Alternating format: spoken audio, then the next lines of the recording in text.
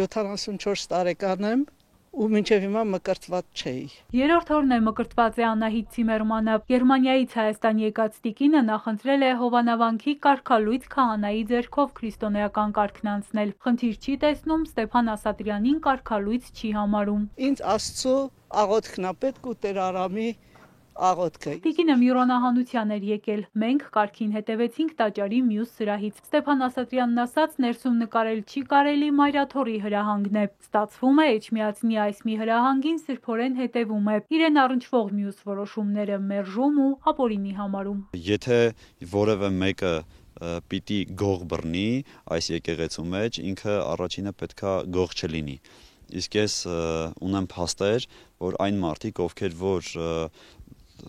այս ամենը իմ անձի հետ կապված կատարել են, այդ մարդիկ ոչ այդքան մաքուր բարոյական կյանք ունեն եւ չեն կարող ուղղակի եկեղեցուց հեռացնել այն մեկին, ով որ չի գործել այն մեղքերը, որը որ իրենք են գործել։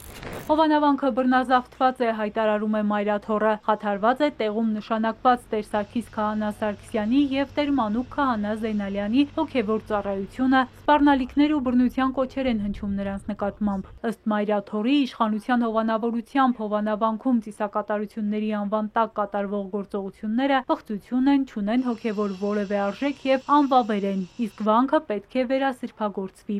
Տեր Սարգսին հանդիպեցին Կապարանում, նա ծառայում է նաեւ Հարակից Սարալանջում, Լուսագյուղում, նաեւ Ուշիում։ Ասաց Հովանավանք առայժմ չի վերադառնա, մինչեւ այս փորձությունն էլ անցնեն։ Եկեղեցին շատ անգամներ նման փորձությունների մեջ գտնվելով, ավելի վատ իրավիճակների մեջ գտնվելով հաղթահարել է, դուրս է եկել այդ իրավիճակից եւ էս էլ կհաղթահարվի եւ կգա օրը, երբ որ Հովանավանքը կրկին կսրբագործվի, կմաքրվի եւ կհանձնվի իրական հավատացյալ ժողովրդի սպասավորությանը, մենք էլ միշտ պատրաստական ենք այդ սպասավորության մաս ու բաժին դառնալու։ Սուրբ Էջմիածինը խոստանում է օրինական բոլոր ճանապարհներով վերականգնելու են Հովանավանքի նկատմամբ եկեղեցու իրավունքները, պաշտպանելու են հավատացյալների հոգևոր կանոնական կյանքն ու եկեղեցականների բնականոն ծառայությունը։ Վանքի նախկին քահանան մինչդեռ վստահ է, կիրակի է ինքը պատարակելու, ասում է իրեն հարվածում են բարձր հեղինակության պատճառով։ Հավաստի աղբյուրներից ուրեմն տեղեկություններ ունեմ, որ տարիներ առաջ Մայրաթոր Սուրբ Էջմիածնում ժողով է գումարվել եւ այդ ժողովի ժամանակ որոշվել է, որ այն հոգեվորականները, ովքեր որ հասարակության մեջ կունենան քիչ թե շատ հեղինակություն, շատ արագ այդ հեղինակություն ունեցող հոգեվորականներին պետքա հեղինակազրկել։ Որտեղից է այդ հավաստի տեղեկությունները ստանում, որոնց մի քանի անգամ արդեն հղում է արել։ Ասում է, սկզբում հավատացյալներն էին հուշում, այս փուլում արդեն իր ունեցած տեղեկությունները ճշտվել են։ Մեկ օր իսկապես այսպես փաստերով չեմ կարող ասել ովքեր, բայց այս ամենը փաստերով արդեն ինձ նկարագրեցին, ներկայացրեցին, որոշեցի այլևս չլռել։ Վերջին օրերին փոխվել է եկեղեցու կողպեքը, հարցնում ենք։ Ստեփան Ասատրյանը գալիս է հեռվից։ Երբ ծառայության եկավ, ասում է, վանական համալիրը նույնիսկ պարիսպներ չուներ։ Դարպասները կոտրված էին, տարածքում չորքոտանիներ էին շրջում։ Հիմա, ասում է, բարեկարգված համալիրը շատերի ուշադրությունն է գրավում։ Մի քիչ էլ եթե կուզեք ավելին ասեմ, այստեղ նյութականի կռիվ էլ կա, որ քանի որ վանքը ինքը նյութական բավականին շատ այսպես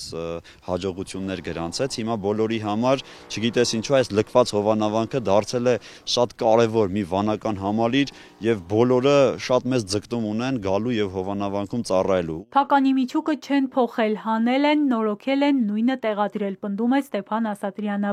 Եկեղեցու դրանը հին թե նոր կողպեքն է, Տեր Սարգիսն ասում է, արդեն էական էլ չէ։ Եթե խորանին մի մարդ է, որը դեմ է գնում եկեղեցու կանոններին։ Եկեղեցու նկատմամբ հոգատարությունն էլ, ասում է, նորամուծություն չէ Ստեփան Ասատրյանից։ Այդպիսի մի հոգեվորական չենք կարող նշել, մատնացույց անել, ով որ հոգացու վերաբերմունք չունի այն եկեղեցու նկատմամբ, որտեղ ինքը իր ծառայությունը իրականացնում է։ Կարող եք շրջել ամբողջ թեմի տարածքով, մեկ առ մեկ շրջել, հանդիպել հոգեվորականներին եւ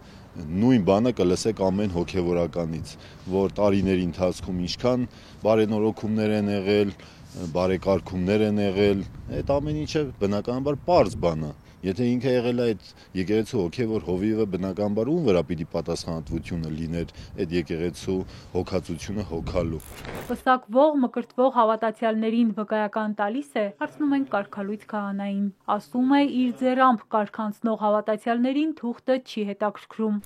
Տեր Սարգիսն էլ է ասում, թուղթը էական չէ, բայց կարգալույց քահանան այլևս աշխարհիկ մարդ է։ Իր կատարած արարողությունները ոչ թե օրհնություն, այլ բեմադրություն են։ Խորհրդակատարություն կատարել նշանակում է շնորհ փոխանցել։ Ինքը զրկված է այդ շնորհը